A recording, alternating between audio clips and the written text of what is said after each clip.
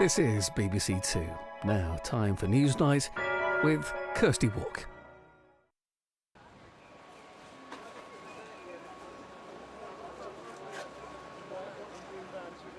Shock, grief, despair. And now anger. Tonight the questions multiply. How many people have died? Who were they? Almost 2 days later, we don't know that basic thing. What we do know is that it will be more than the 17 officially counted. Mohammed, he couldn't breathe, he went back to the flat. He tried to call his family back home in Syria. 2 hours later, he told them, okay, it is over. The fire has reached me now, and I'm gonna die. Goodbye, tell my mom and my father I love them. How was this building made into a literal death trap? Was it the cladding, the insulation, the lack of sprinklers? We don't know that either. How many more buildings like it are out there? Again, we don't know. The explosion might have happened at 1 o'clock. We were there 1:30. So in half an hour, 13th floor already on fire. There's to be a public inquiry, so we may not have proper answers for a very long time. How many different safety concerns have been bubbling under the surface for years? Group upon group have been lining up to tell government they need to make a review of building regulations. And we've seen building regulations ministers time and time again say, yeah, no, it's something that's on our list. The Prime Minister comes without cameras in tow, but only talks to the uniforms.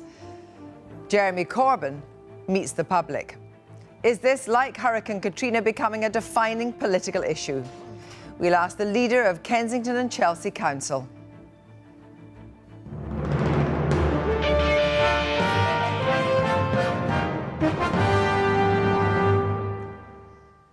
Good evening to all those of us who've not experienced the trauma that the residents and families of Grenfell Tower are suffering. Their loss is unimaginable, but we sense their rising anger that they were dealt a dreadful hand.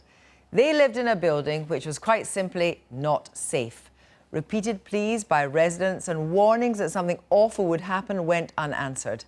The burning building, now charred against the night sky, may come to symbolise the moment when there was a shift in society and perhaps in politics too. There are so many who've lost loved ones and seen things no one should ever see, others who've survived with life-changing injuries, and many who still await news.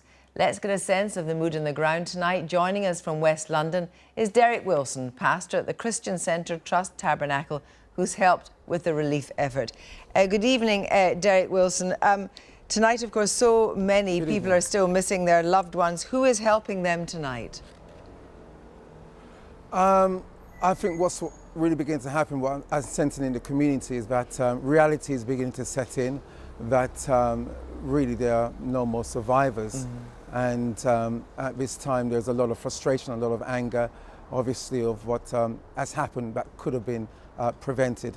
And obviously then, as you're saying, the dawning realisation for many, many people that they will have lost members of their family, and an eagerness to find some information out that we seem to be getting very, very slowly. Could you say that again, please? The information seems to be coming very slowly about the extent of the deaths. Well, absolutely. It is shocking, and what's really more shocking is that this industry report that was released 2 years ago and was the council was notified, it could have been prevented, and it just fell on deaf ears, and that's why you're getting the frustration and the anger at this time in the community. Do you think enough is being done by the council? I know there's so many different voluntary organisations, so many emergency centres that have set up. Your own church is one, of course. Is enough being done by the council? Well, this is what that's what needs to be answered, really. There's some tough questions and some tough answers in this inquiry that needs to come out. But tonight, but what I mean, Pastor, tonight is, do you get a sense there's enough council workers on the ground helping, or is it all volunteers? Do you sense that the council actually is in control of the situation? Well, now there is, yes, because where we have our church, the food and the clothing are beginning to shift at this time. And so by tomorrow, I believe everything should be moved out of the buildings to a central place where those who need it can get access to it. Tell me, are all the residents that have been saved from the tower, are all the residents being housed locally? Are they being looked after locally? They're still in temporary accommodation, as in the Westway, there are in the indoor tennis court. There's still a good number of them that are still there temporarily. They need to be housed as soon as possible. Thank you very much indeed, Pastor. Well, throughout the day, our reporter Katie Razzle has been in the shadow of Grenfell Tower, speaking to people who lost loved ones and others whose friends and family members are still unaccounted for, and also getting a feel for the solidarity and compassion all around the tower. Yesterday, about afternoon, we were accommodated. That's where I live, 571. Until the early hours of Wednesday morning, Sajjad Jamal Vatan lived in Grenfell Tower. Now his home is a hotel. He's haunted by what he saw that night, and the neighbours he believes just can't have survived. I know for a fact they died because they are missing yet, and I'm sure inside the building, and being in the building for this many hours, of course you're not alive. Sajjad showed me his videos of the fire.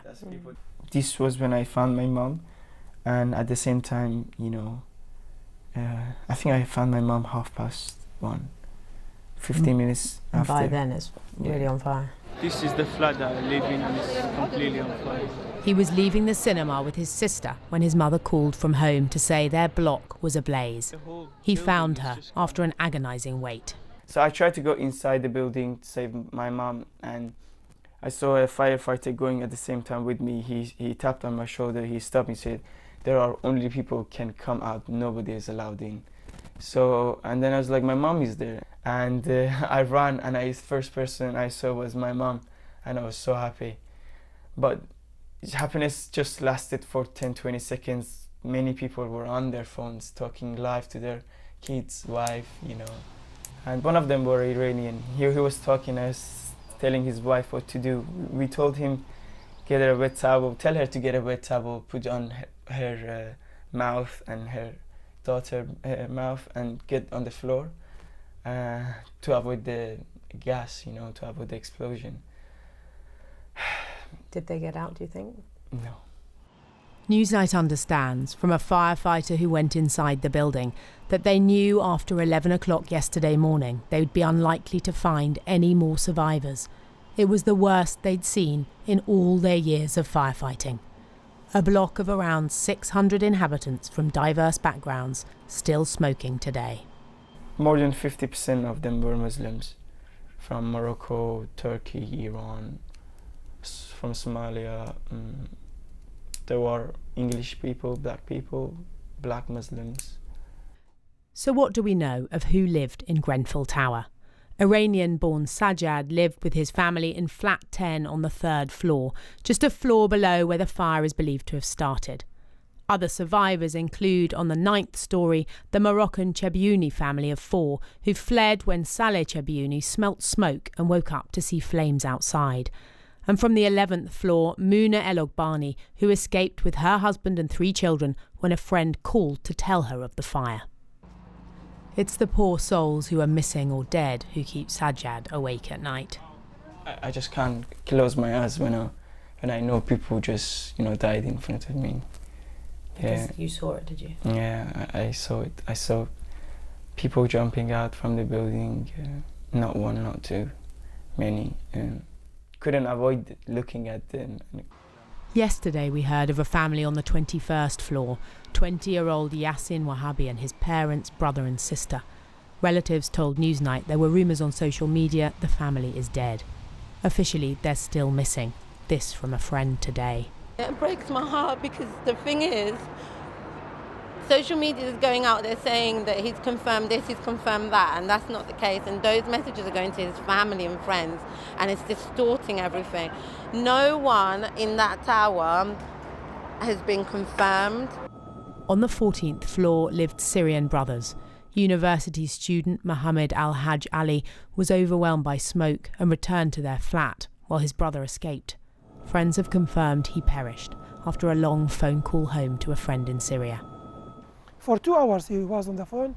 He was absolutely terrified, he was scared, but he had a hope the emergency services will get to him and rescue him. 2 hours later he told him, okay, it is over, the fire has reached me now, and I'm gonna die. Goodbye, tell my mom and my father I love them. And that was the last message from him. The names and faces of the missing residents of the tower give a snapshot into a diverse and tight-knit community. 79-year-old Ligaya Moore from the Philippines, Mo Tuku, originally from Eritrea, who was about to win an award for his work as a security guard. Italians Marco and Gloria, who moved into the 23rd floor of the tower just 3 months ago. And 5-year-old Isaac Shawa, who was lost in the chaos of the evacuation. This is a community anxiously waiting for news of loved ones and friends. They were warned today the police fear they may never identify all of those who've been killed. Katie Razzo, well, this has gone beyond a local tragedy and become an event that's touched people across the whole country. And along with that, spotlight has come intense scrutiny of whether politicians at a national level have done enough in the past or are doing enough for the future. But it was also the tone of the response that drew attention. As we see here, Theresa May was pictured meeting the leaders of the London Fire Service, while Jeremy Corbyn was filmed mingling with local people. Our political editor, Nick Watt, is here.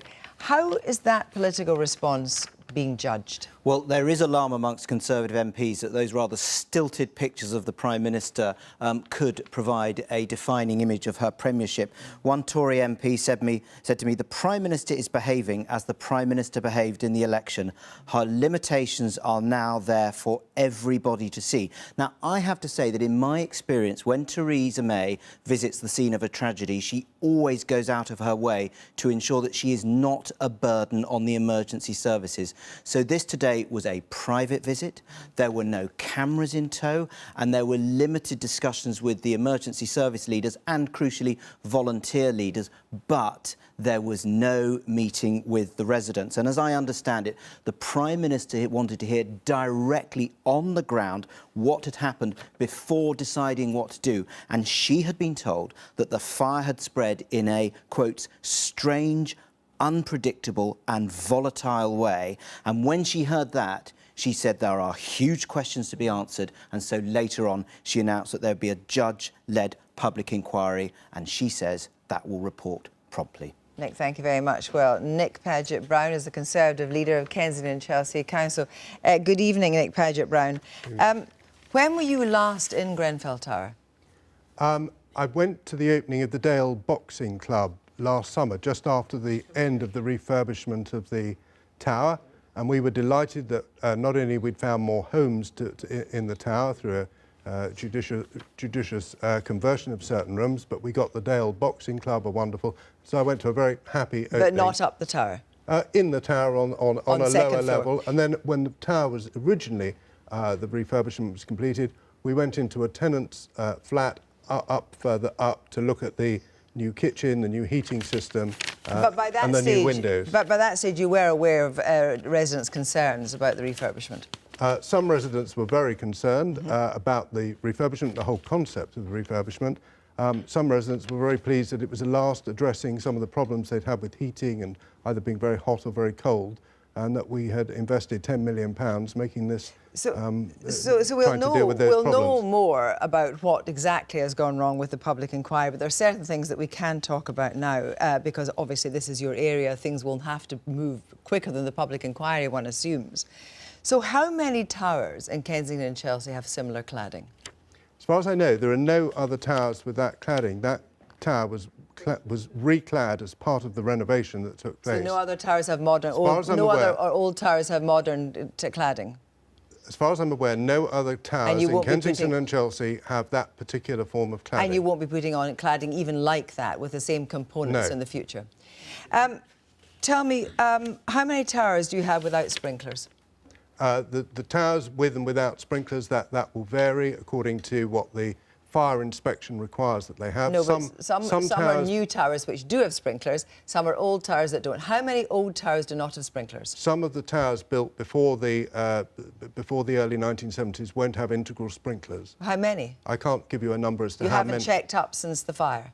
We have asked the London Fire Brigade to look at all our towers and give us a report on whether fire safety in all of the towers, because we're very conscious residents are worried about this, whether they can give us the assurance that we need that all of those towers are safe and that they comply with fire standards and fire regulations. Well, we'll come on to talk about sprinklers in a moment in other buildings, but in the refurbishment, did you consider retrofitting sprinklers? I didn't consider retrofitting sprinklers because we were told that what you try to do when you're refurbishing is to contain a fire within a particular flat so that the fire service can evacuate that flat, deal with the fire, and that is how you now contain... Do you wish now you had sprinklers in? Because I tell you, from the Lacanal house case, which 6 people died, 2013, the coroner wrote to the government saying evidence adduced at the inquest indicates that retrofitting of sprinkler systems in high-rise residential buildings may now be possible at lower costs than had previously been thought. And a report by the British Automatic Fire Sprinklers Association said that they reckon that Grenfell Tower could have been retrofitted with sprinklers, which would have helped in some ways with this fire for £200,000. Now, we know the residents were talking about issues of sprinklers. Why were retrofitting of sprinklers not considered? Because there wasn't a collective view that all the flats should be fitted with sprinklers, because that would have delayed and made the refurbishment of the block more disruptive. Delay would surely have been sufficient. Delay would be more important than having a fire. We are now talking retrospectively after the most enormous tragedy, but many residents felt that we needed to get on with the installation of new hot water systems, new boilers, and that trying to retrofit more would delay the building, and that sprinklers aren't the answer now. That's a lot of the fire. Well, of course, I regret anything that we might have done differently that would have avoided this tragedy. Right now, though, people, when talking about the response of the council right now, so we know this from residents, that they have been put in a local hotel last night. They weren't told till lunchtime today whether they would be able to stay there. They weren't told whether they'd be allowed to have food. They were told the council would come. The council didn't come. The truth is, be honest, you can't cope with this. I am being honest, Kirsty, and I think that we have coped with it as well as we can after a tragedy of this dimension. We have housed people who were in Grenfell Tower. But you don't have the council workers to deal. This is a family. These are families that are traumatised. You promised a council would come and see them. Councillors didn't. You cannot, when people are grief-stricken, deal with that. Can I explain that we have 3 emergency centres? We have council. It's not about the centres. It's about people that you're housing out, and you said you would visit them, and nobody visited them. My understanding is that housing officials are and will visit them, but there are huge issues about people who are still displaced. But you failed to look after them once. You're failing to look after them twice. Well, Kirsty, I hope that we are not failing to look after them. I hope that we are putting them in safe, temporary accommodation while we work out the longer housing challenges that those families face. Theresa May did not meet any residents today, and the reason for that was cited as security concerns. She could have met and handpicked some residents privately, could have been happy. Is that not a dreadful error of judgment? All I can talk to you about is what the local authority is doing to improve the lives of people whose lives have been devastated. She is your Conservative leader. Should she have met residents whose lives have been devastated by this fire? Should she or should you not? Well, you heard in the introduction why it was explained that she did not meet residents because she did not want to interfere with the work of the emergency services. That would not have interfered with the work of the emergency services. She could have met residents. I've been meeting residents, I've been meeting people in our emergency centres, and I'm delighted to welcome anybody, including the Secretary of State, who's coming tomorrow morning. And they will meet residents and they will hear the problems. We've asked the government for help with more housing accommodation. We need to house people permanently, not just temporarily. And we need This morning, David Lammy, you might have heard him on the Today programme, alleged that this was corporate manslaughter. Do you recognise that possibility? I think that's a matter for the inquiry. I'm not going to comment on any of these allegations. I think that would be the wrong thing to do. There's a lot of political comment on this. I understand it. I appreciate it. But I think my job at the moment is to make sure that our borough looks after people whose lives have been devastated. That's what I'm focusing my energies on, and I don't want to be drawn into political slanging matches. Thank you very much indeed. Well, let's look now at the national picture. Chris Philp is the Conservative MP for Croydon South, but first, Andy Slaughter is Labour's shadow housing minister. His Hammersmith constituency is adjacent to Grenfell Tower. Andy Slaughter, first of all, a lot of high-rises were built under various governments' watches. How many, decades old, do not have sprinkler systems? Many of the older blocks will not have sprinkler systems, and the recommendation on retrofitting, which you've heard of from 2013, has not been implemented. In fact, it was specifically rejected by a previous housing minister. The Lacamal disaster was on Labour's watch, and Labour did not push through for what was required and suggested by the coroner, which was retrofitting of sprinkler systems. So, in a sense, Jeremy Corbyn's making this a political issue. It is a political issue now. Well, it is a political issue, but let's be clear what needs to be done now. And just to correct you on that point, the coroner's letters, which came out in 2013, they're the ones which haven't been implemented. Now, I think that the issue here is that this is on a completely different scale from any previous fire. So we have a situation where you've got in the space of 15 minutes, I was talking to eyewitnesses there at the scene today, we've had the fire spreading from one corner of the block to the entire block. But in lots of Labour councils throughout the land, there are buildings which have been reclad. There are also buildings that don't have sprinkler systems that are older. What is being done right now? Is there an assessment going to be made around these councils to see what problems there may well be? We don't want to scare people, but the truth of the matter is, if buildings are reclad in materials similar to this, there could be problems. That is the absolute priority question. I'm sure many councils, like my own, are doing that assessment now, and I'm expecting a report from them tomorrow. But this has to be a job for central government. We cannot wait for the public inquiry to make these analyses of whether there are other tower blocks at risk in the country. That has to be our #1 priority. Even if there aren't any, people will be worried that there are. Thank you very much. Turning to you, Chris Philp, John O'Neill from the Fire Protection Association has told us the Department of Local Government Communities resisted reviewing building regulations because no one was dying in these buildings. Did Grenfell have to happen before you act on the warnings? Well, I think successive housing ministers have been discussing updating the fire regulations for some time. And in fact, a meeting was scheduled to occur when the election got called just a few weeks ago. On the point about the fire in 2000... 4 years, 2013, 2017. The truth of the matter is, if something similar had been found in, for example, an aircraft, because of false cladding that was not suitable, or the fact that sprinklers weren't fitted, it'd be shut down, just the same as an aircraft fleet shut down. But the problem is that people who don't have any power live in these high-rise buildings and nobody listens to them. Well, going back to the coroner's report in 2013, one of the key recommendations was that the Secretary of State write to social housing providers asking them to consider fitting sprinkler systems. And the Secretary of State, Eric Pickles, at the time, did that straight away, and some councils responded immediately. But some councils wanted more release for the central government to allow them to carry more debt in order to refurbish these buildings. Well, as we just properly. heard, I mean, the building we're looking at here actually had a £10 million refurbishment very recently. As I've seen the figures that you quoted, it would have only cost £200,000 to put sprinklers. So it wasn't really a question of money, it was a question of priorities and what the regulation says. Now, something clearly extraordinary happened in that building 48 hours ago. And we do need to find out, as a matter of urgency, exactly what it was. Was it the cladding? Was it a lack of sprinklers? Was it something else? And whatever it was that happened in that building, we need to make sure never, ever happens again. But as well as that, presumably, somebody actually, unusually, will have to carry the can.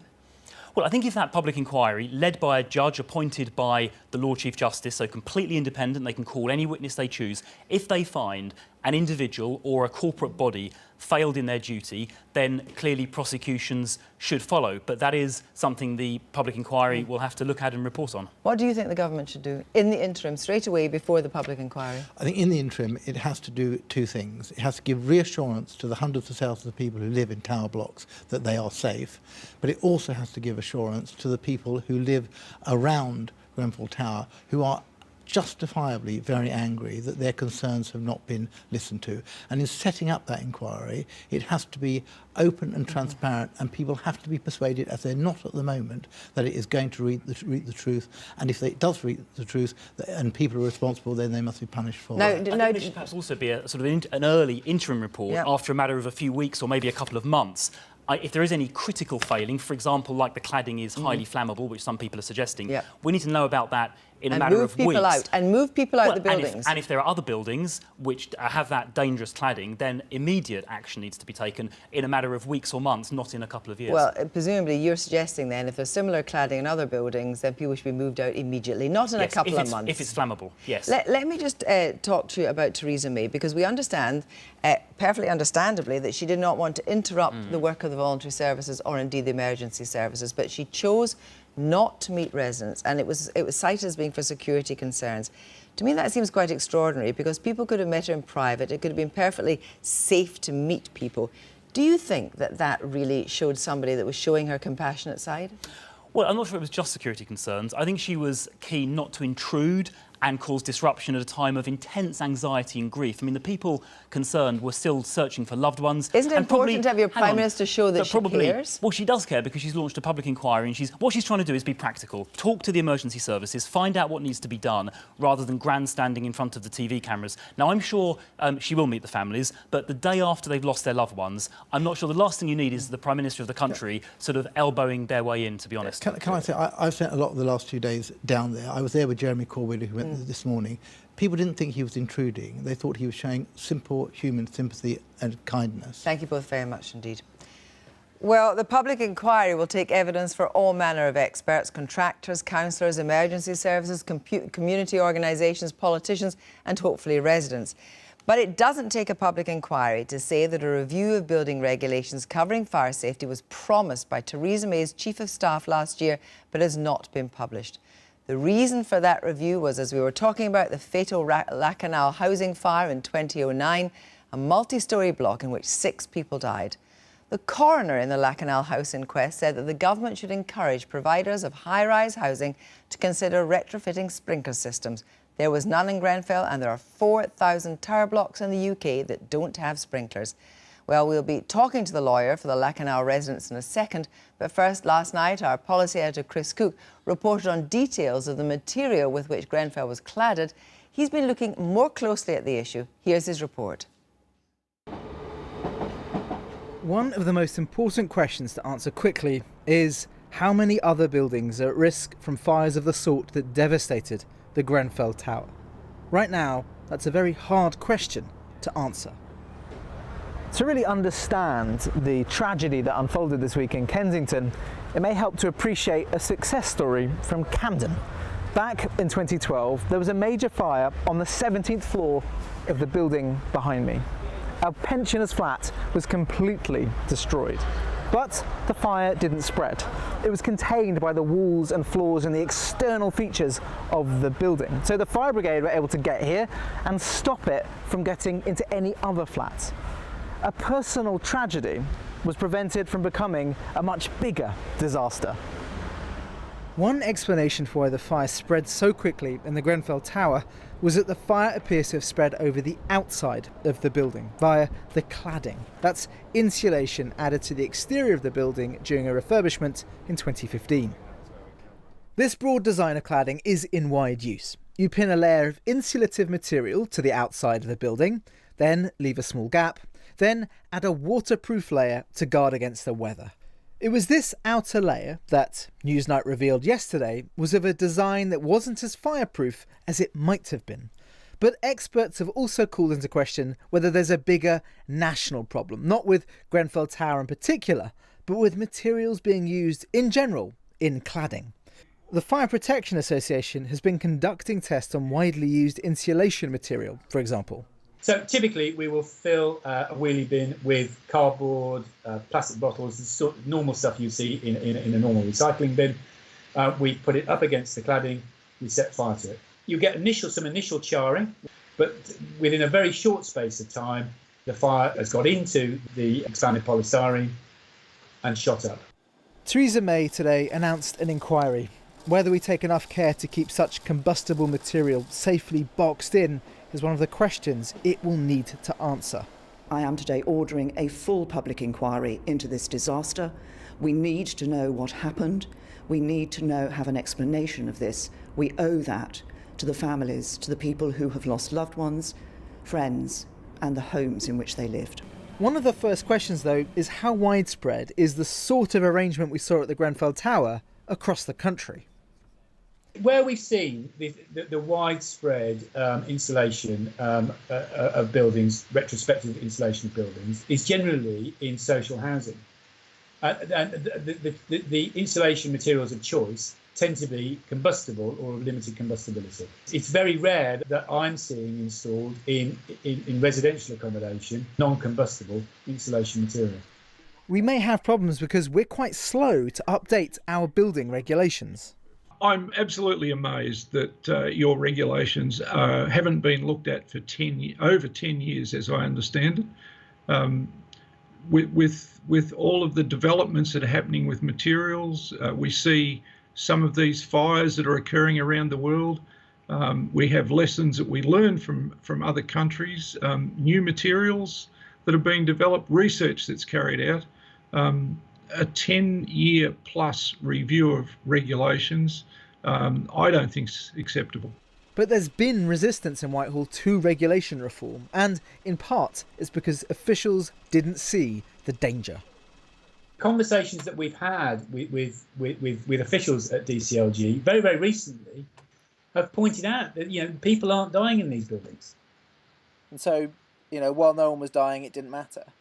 It becomes less of a priority. Group upon group have been lining up to tell government they need to make a review of building regulations. A full explanation of the tragedy will certainly go well beyond cladding. The fire penetrated the building very deeply, so why didn't its internal fire breaks hold the fire back? Was gas a factor? Do we need sprinklers in more buildings? We certainly need a full inquiry. Chris Cook, well, Sophie Khan acted as lawyer for the residents group of the Lacanal house fire in 2009, in which 6 people died. She's here in the studio. Good evening, Sophie Khan. When you saw that fire last night, it must have brought back awful memories. It did, and questions have to be asked as to how, after a very detailed inquest and narrative verdicts and a Rule 43 report to the government, why this could happen again. Is the right way a public inquiry? That's not the right way. The right way is inquests. The families have a right to participate, they have a right to cross-examine, they have the right to put questions to all the experts. They are able to get their own experts if the coroner gives permission. The coroner is independent of the government. In a public inquiry, it is very much government-led. And I'm right in saying there's absolutely no way that any resident, any family member can take part and ask questions in a public inquiry? Not in a public inquiry. There's a very limited rules in public inquiries. It is very much government-led, government-controlled, government outcome. Do you think this was avoidable?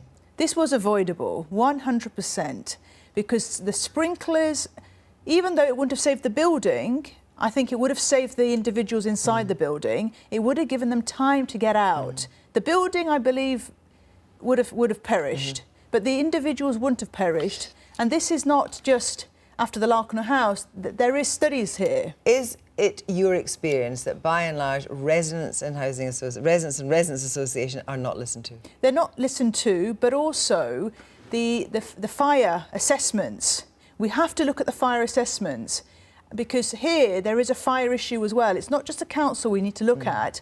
What were the fire brigade doing? The refurbishments have been done. What tests did they do on the building? But these are questions, as you say, that the residents will not be able to ask anyone in the public inquiry. In your view, is this a kind of unintended consequence of the public inquiry, or do you think it's an absolutely worked out position that if the government goes for a public inquiry and not an inquest, they will be not subject to the same scrutiny? Yes. That is correct, because in an inquest they lose control of what a jury verdict will do, and the juries will come out with narrative verdicts which may be very difficult for the government to But you can only hear. have one or another, you can't have both. You can't have both, you can only have one or the So other. what would you be urging residents to do right now, to kick up a fuss, to change? Yes. They should really be demanding an inquest from the government to say this is not the right way, we don't want a public inquiry, we want an inquest. And I'm very concerned as to why Mrs May came out so quickly to say public inquiry. What is there that she knows that needs to be hidden? Sophie Kahn, thank you very much indeed. Well, the tragedy of Grenfell Tower has all but blotted out the post-election turmoil, delaying any deal negotiations between the Tories and the DUP to prop up Theresa May. Nor does the shape of the impending Brexit negotiations punch through the still unfolding story of the fire. In fact, it's hard to focus on the fact that there was a general election exactly a week ago. But now there are extraordinary details emerging of the way that election was played, or rather misplayed, by Theresa May and her now sacked and discredited lieutenants. Our political editor, Nick Watt, is back. Nick. Well, the negotiations between the government and the DUP are still ongoing. The Prime Minister and Arlene Foster, the leader of the DUP, took a step back yesterday after the fire, but their teams are still talking. My impression is that Downing Street can be confident that the DUP will support the Queen's speech, and that was why they were able to announce that the Queen's speech will take place next Wednesday. But they're not there on the second part of a confidence and supply deal, support for supply, support for a budget. The Treasury is asking difficult questions, but then that's the Treasury's job to ask difficult questions. Now, the reason why Theresa May is having to talk to a party with just 10 MPs is because her election gamble failed. So I have spent the last few days just trying to work out what exactly happened in that election campaign. She was Britain's new Iron Lady, who would deliver the will of the people on Brexit. Threats against Britain have been issued by... And tackle deep injustices overlooked by generations of political leaders. And then, against the better instincts of this most cautious politician, she took the gamble of her life and failed. Are you stepping down, Mrs May? Clearly, this was a catastrophe of a campaign. She'd given people a choice, but then told them to choose her, and then hid. Makes you come across as not straightforward, not honest, not strong and stable. Theresa May has apologised to Tory MPs who believe that the Prime Minister and her tiny, and now former, circle of advisers threw away this election. In the finest tradition, a blame game is now underway.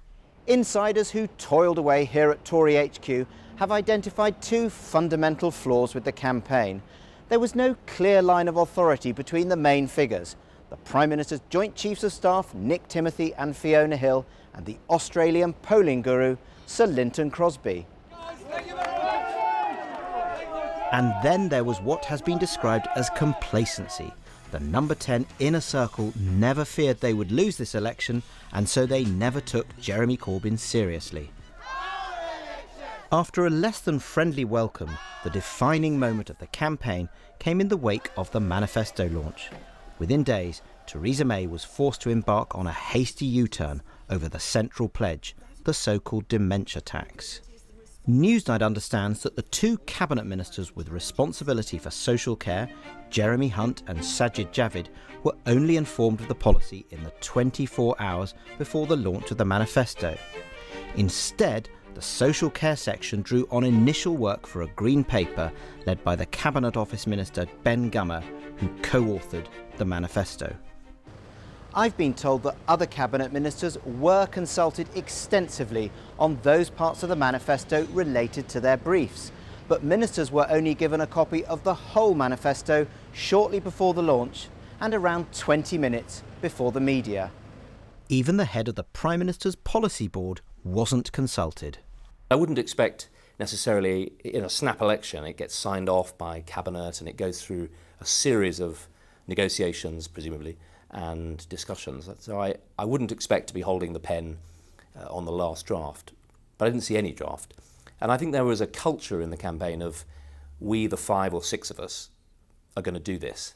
There was this huge policy at the heart of the manifesto on the very controversial issue of social care and how to fund it, an issue obviously fraught with political risk, which they don't seem to have sense-checked in research. They don't seem to have squared people in the party, and certainly it landed like an unexploded bomb right in the Tory heartland. Well, I think people were looking for a middle way, and there must be a middle way between the Corbyn approach, which was, here's the cookie jar, kids, help yourself, the rich will pay, and our prospectus, which was, we'll take your kids' school meals away, which we had to explain wasn't the case, and we'll take your grandparents' house away, which also really wasn't the case. I closed the last page and sort of felt this kind of sinking feeling of, now a manifesto is supposed to offer hope and a sense of a brighter future to people. And this does none of the above. I mean, it just literally tells people, you know, your life is going to be really bad if you vote for this manifesto. Within days of the manifesto launch, an irritated Prime Minister said that a cap would be introduced. Nothing has changed. Nothing has changed. This had featured in early work for the Green Paper, but was not included in the manifesto because it hadn't been finalised. It turned out that voters were so confused they asked Labour candidates to explain the Tory policy. It was a bizarre situation. We had Conservative voters asking me to explain to them what these changes meant. So people were really worried both about how they were going to heat and whether they'd be able to keep their homes. Members of Theresa May's inner circle feel deeply bruised by the fallout over the manifesto. On social care, they say the Prime Minister was simply motivated by fairness. Why should a young person living in the north subsidise the care costs of a pensioner living in the south in a house worth £1 million? It's a choice between strong and stable leadership under the Conservatives. One of the curious aspects of this campaign was the Disappearing Act, performed by one of the central messages: Theresa May's strong and stable leadership. The strong and stable thing worked for about 2 days and resonated for about 2 days. Then people were just sick of it because it was literally repeated ad nauseum. I don't know when that was dropped. I certainly know that within our local campaign we dropped saying it very quickly because of the reaction we got, and I think that was probably the way it was dropped around the country by other candidates at the election as well. Beautiful day in London today. Linton Crosby was the author of this message and is also blamed for the highly personal attacks on Jeremy Corbyn. I'm surprised at that idea. This dismayed one of the architects of the Tory modernisation project. There was a sort of attempt at character assassination, which was, I think, quite likely to do what it did, which was to repel far more people than it attracted. Linton Crosby has told friends of his frustration with the campaign, but one old friend thinks he will recover. You win some and you lose some. Shouldn't affect his reputation at all. There are all sorts of factors that play into whether you win or lose an election. For what he does, you know, he doesn't make the speeches. He doesn't, you know, choose the shadow cabinet or the cabinet or whatever it is. He's not involved in that side of it. For what he does that pretty professionally. But you know, it's no guarantee that you're always going to win an election. Theresa May is now fighting to keep the Tories in office and avoid another election. Amid widespread agreement among her MPs that she needs to stand down before then, one senior figure says the party should develop a more positive outlook with an emphasis on schools and skills. I think this very narrow, shrill, divisive, partisan insistence that Brexit was everything, and quite a hard Brexit message. And I think people started to think, if that's the Conservative Party, if it thinks that everything will be solved by Brexit, it really isn't in tune with us. And I think the campaign let Theresa May down terribly. That inspiring speech on the steps of Number 10 last year received huge approval across the country. A campaign reflecting that message, I think, would have had a very different result. Theresa May had thought that by now she would be settling back into Downing Street with an emphatic electoral mandate. Instead, the legacy of her troubled campaign is a new life as the surprise leader of a minority government, endless negotiations with a minor party, and even factions within her own cabinet to ensure the survival of her government. Nick Watwell, I'm afraid that's all we have time for tonight. We leave you with some of the messages written on the wall outside Latimer Christian Centre in West London in the last 2 days. They reflect the grief that's engulfed that part of the city and also the quiet anger of people still looking for an explanation and for answers. Good night.